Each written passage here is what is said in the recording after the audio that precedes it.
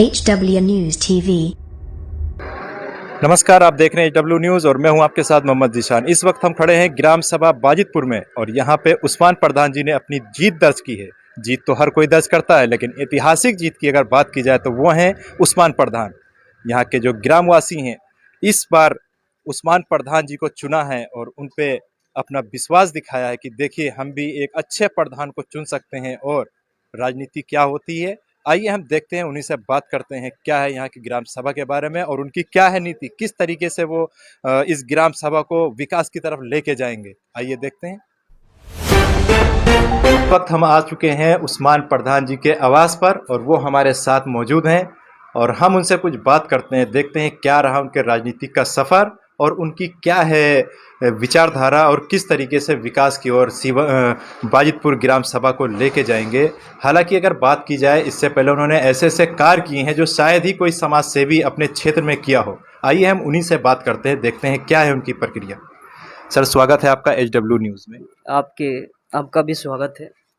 और हमारा जो मिशन था इस गांव की गरीब जनता को देखते हुए कि कुछ करूं, वैसे भी मैं करता रहता था कम ज़्यादा अपनी जेब से। और सर, सबसे पहले हमें ये बताएं कि आपने बहुत ही ऐतिहासिक जीत दर्ज की है। आप इसके बारे में बाजितपुर की जनता को और यहाँ के लोगों के बारे में आपकी क्या कहना? ये हमारी जीत नहीं, ये हमारे पूरे गांव की जीत है।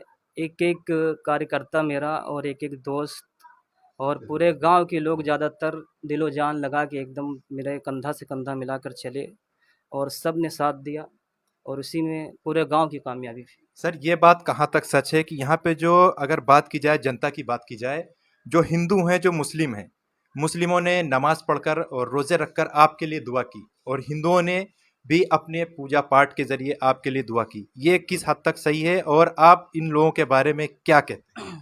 जी, हमारे गांव में वैसे बरसों से चला आ रहा है हिंदू मुस्लिम एकता।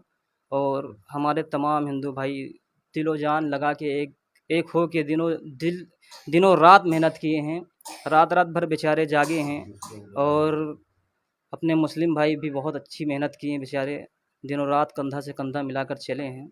और उनकी दुआएं रहीं, तमाम माँ बहन बेटियाँ की सबकी दुआएं रहीं और उसका नतीजा सामने आया। सर, इस वक्त आप बाजितपुर से, ग्राम सभा बाजितपुर से आप स्वयं प्रधान हैं मौजूदा और आपके कार्यकाल में आप अपने नेतृत्व में सब कुछ ले चुके हैं। अब आप सबसे पहला काम बाजितपुर के लिए कौन सा अंजाम देंगे? सबसे पहला काम तो जितने भी मेरे वादा किया था कि एम्बुलेंस का वादा किया था, गरीब लड़की की शादी का वादा किया था, ये सब पे काम करेंगे इंशाल्लाह। और जितनी भी योजनाएं आती हैं सब गरीबों के लिए इंशाल्लाह पहुंचाने के काम करेंगे। और हमारी टीम जितने भी योजना आएंगे वो सब टीम में डिस्ट्रीब्यूट होगा, कौन हकदार है कौन नहीं हकदार है उसको पहुंचाया जाएगा और इंशाल्लाह एक नया बाजितपुर मिलेगा। सर, बताया जाता है कि आप जब से राजनीतिक में आए हैं, आप खुद गली कूचे और हर घर का आप खुद ही स्वयं जायजा लेते हैं और विकास के बारे में, चाहे वो रोड नाली खड़ंजे या कोई भी कार्य हो, तो आप जैसे स्वयं आप खुद जाके जायजा लेते थे और कि आप ये सोचते थे कि हमें ये कराना है, ये करना है। तो सबसे पहले फर्स्ट जो आता है, अभी आप किस चीज़ पे सबसे पहला कार्य आप शुरू करें? सबसे पहला का काल तो यही है कि तमाम रोडों पे नाली का पानी बहता रहता है, नाली को सुधारा जाए। गंदगी बहुत ज़्यादा थी, उसको सुधारा जाए। और रोडें बहुत ख़राब है, बारिश हो जाती थी तो लोग का चलना मुश्किल हो जाता था। ये सब पे ज़्यादा फोकस रहेगा इंशाल्लाह। और तमाम गरीबों के ऊपर ज़्यादा फोकस रहेगा कि कोई मेरे कार्यकाल में कोई परेशान ना रहे, उनकी मदद की जाए हर तरफ से। सर, पूरे बाजितपुर की अगर बात की जाए तो यहाँ पे सबसे बड़ी समस्या क्या है? यहाँ पे सबसे बड़ी समस्या यही है कि रोडों पे नाली का पानी बहना, गंदगी। और जो स्कीम मिलना चाहिए लोगों को वो अभी तक नहीं मिली और यही पे ज़्यादातर काम करेंगे, जो जिसका हक है उसको मिलना चाहिए। सर, हम कुछ साल पीछे जाएंगे और आपके बैकग्राउंड के बारे में अगर हम कुछ जानना चाहें कि आपका एक सपना था, लेकिन आपसे भी ज़्यादा किसी और का भी सपना था। हालांकि अगर पूरे बाजितपुर की बात की जाए तो सभी का एक सपना था कि आपको प्रधान के रूप में देखें और आज आप प्रधान हैं। लेकिन अगर आपके परिवार में देखा जाए तो सुनने में ये आता है कि कोई आपके बुजुर्ग थे जो इस टाइम वो नहीं है इस दुनिया में, लेकिन उनका एक सपना था आपको प्रधान के रूप में देखना। तो वो कौन थे, जरा इसके बारे में जनता को जरा बताते चलें। जी, जी। बड़े अफ़सोस की बात है कि वो हमारे बीच में नहीं रहे, हमारे मुहित दादा। और उनकी बहुत सारी कुर्बानियाँ हैं, बहुत ज़्यादा मेहनत किए थे और हम लोग की बहुत कोशिशें थी, पूरी टीम की कोशिश थी और उनका भी एक सपना था कि काश प्रधान के रूप में मुझे देखें। और बस बदकिस्मती से वो हमारे बीच में नहीं रहे, उनकी कमी बहुत खल रही है। और मैं जैसे ही वहाँ से आया सबसे पहले उनके घर जाने का काम किया हूँ और इंशाअल्लाह अभी यहाँ से उठ के तुरंत उनकी कब्र पे जाएँगे, फ़ातिहा-वतिहा पढ़ेंगे। सर दूसरा सवाल हमारा ये भी है कि अभी इस टाइम हर ग्राम पंचायत का यही मामला होता है, कुछ सपोर्टर होते हैं कुछ नहीं होते हैं, क्योंकि सभी लोग ने वोट आपको नहीं दिया है, कुछ लोगों ने और भी किसी पार्टी को दिया है, कुछ लोगों ने और आप लोग आपको भी दिया है। तो जिसने वोट नहीं दिया और जिसने दिया है, तो आप उसके बारे में आप क्या कहेंगे। और जी, हमारी नज़रों में हमारे बाजितपुर की और चौधरी के पुरवा की पूरी जनता एक नज़र में है, एक नज़र से देखना है, एक साथ में सबका काम करना है। हमारे नज़र में किसी के बारे में भेदभाव नहीं रहेगा। इंशाअल्लाह जो भी काम लेके आएगा और उसका पूरा काम किया जाएगा। तो आपने सबसे पहला जो यहाँ पे राजनीतिक में जो कदम रखा, ये कौन सा मतलब कितने साल हुए आपको इस राजनीतिक में आए हुए, और आपने कब ये आपके विचार में आया कि आपको बाजितपुर के लिए और पूरे क्षेत्र के लिए समाज सेवी के तौर पे आप करते आए हैं, आपको ऐसा कब लगा कि हमें ये काम करना चाहिए। पिछले 5-7 साल से मैं काम कर रहा हूँ और उससे पहले भी लोगों की मदद करता रहता था, जो अपने से हो सकता था। मगर कुछ दोस्तों और कुछ साथियों ने मुझे मशवरा भी दिया कि आप उस्मान भाई सिस्टम में आएँगे तो और अच्छी तरीके से लोगों की मदद हो पाएगी। इस गाँव में 32 साल हो गया ये लोग को राज करते हुए, जिसका हक चाहिए था जिसको, वो नहीं मिल पा रहा था।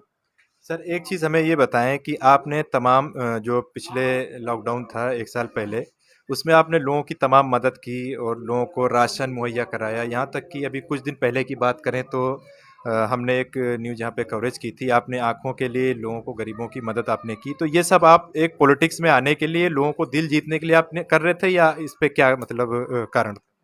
जी, इस पे ये कारण था कि एक साहब के घर पे गया था मैं लॉकडाउन में, तो वो बेचारे बहुत करीब थे मेरे और उन्होंने कहा कि भैया मैं आपको देख नहीं पा रहा हूँ, मेरी नज़र बहुत ज़्यादा कमज़ोर हो गई। उस दिन मुझे बहुत अफ़सोस हुआ ये चीज़ और उसी दिन से मैं ये सोचा कि एक कैंप लगाना है, ना जाने इनके जैसे कितने लोग होंगे बेचारे गरीब लोग, जो आँख से परेशान होंगे, पैसा के मारे इलाज नहीं करा पा रहे हैं और उनके लिए ये कदम उठाया है।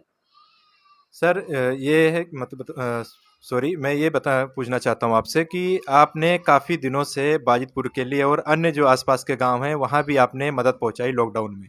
तो इसका क्या कारण था, लोगों का दिल जीतना, पॉलिटिक्स में प्रधानी को जीतना था, या और भी कोई कारण हो सकता। जी, जी, ये नहीं था, बस ये था कि न जाने कितने लोग फ़ेसबुक पे देखता रहता था कि तमाम लोग फांसी लगा लिए भूख के मारे, तमाम बच्चे बेचारे बिलख रहे हैं भूख के लिए। तो ये सोचा गया कि क्यों ना लोगों की मदद की जाए। हमारे गाँव के तमाम लोग ऐसे हैं बेचारे जिसके घर में राशन नहीं है, जिसके घर में सब्जियाँ नहीं हैं और हमारी टीम पूरे दोस्त यार सब बहुत ईमानदारी से काम किए।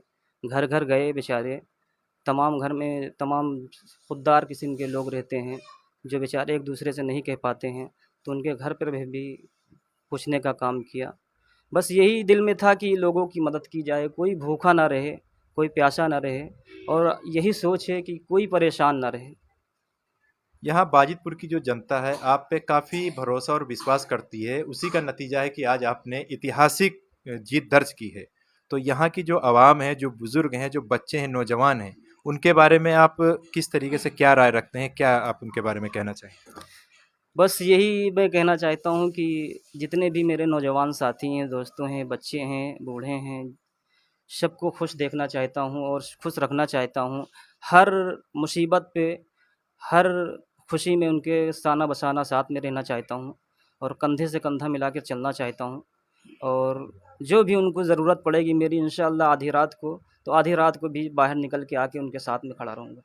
सर यहाँ पे मैंने कई बार कवरेज की है, लेकिन एक यहाँ पे एक सवाल आता है बाजितपुर में जो नौजवानों से लेकर युवाओं से रिलेटेड है, एजुकेशन से रिलेटेड है, यहाँ के स्कूल के बारे में और फैसिलिटी के बारे में। तो काफ़ी ज़्यादा मतलब मुश्किल का सामना करना पड़ता है। फैसिलिटी अगर देखा जाए तो ना के बराबर है। आपका उस पे क्या कार्य रहेगा सबसे फर्स्ट?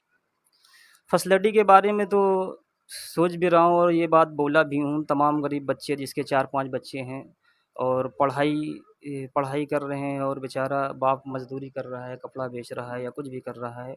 सालाना उनकी लड़के की एक लड़के की बुक 2500 या 2600 जो भी होती है, 4-5 लड़का है, 10-12 हज़ार रुपया कहाँ से लाएगा? तो ये सब भी वादा किया हूँ मैं कि इंशाअल्लाह हमारी प्रधानी आएगी तो ये सब काम पर भी ध्यान दिया जाएगा और सरकारी योजना से कोई ना कोई सर लास्ट सवाल आपसे एक और मैं पूछना चाहूँगा, क्योंकि यहाँ पे ये मेरा ही सवाल नहीं है, ये हर किसी का, हर नौजवान का यहाँ पे सवाल है कि यहाँ पे एक प्लेग्राउंड होना चाहिए। क्योंकि क्रिकेट जो होता है वो कहीं खेत में खेलते हैं बच्चे, कहीं कहाँ पे खेलते हैं, जो जगह ना होने के कारण जो युवाओं को काफ़ी परेशानी का सामना करना पड़ता है। तो प्ले ग्राउंड के लिए आप कोई बंदोबस्त यहाँ पे करेंगे? कोई जगह है ऐसी जो आप वो चीज़ का कार्य करेंगे? जगह तो अभी तक नहीं समझ में आ रही है, मगर इंशाअल्लाह कोशिश यही रहेगी कि हमारे गांव के बच्चे का भविष्य क्रिकेट मैदान में या खेल मैदान में कोई भी कहीं से अगर ऐसा कुछ आ रहा है तो कोशिश पूरी करेंगे कि वो जगह निकाली जाए और हमारे गांव के बच्चे उसमें जाएं, क्रिकेट खेलें। तो देखते रहिए एचडब्ल्यू न्यूज़। ये थे हमारे साथ में उस्मान प्रधान जी, जिन्होंने अपनी बात रखी और यहाँ पे युवाओं से लेके बुजुर्गों से लेके सभी का, जैसे पिछली बार जब वो हम आए थे इनके पास में और इनकी एक मैंने खबर चलाई थी, इनका जो नेचर था आज भी वही हमें देखने को मिला, वही इनकी नीति है, जरा भी बदलाव नहीं आया है। इनका कहना है कि मैं ऐसे ही लोगों की मदद करता रहूँगा और लोग अगर कोई भी समस्या है तो सीधा स्वयं वो हमसे आके मिल सकते हैं। तो देखते रहिए एचडब्ल्यू न्यूज़। नमस्कार।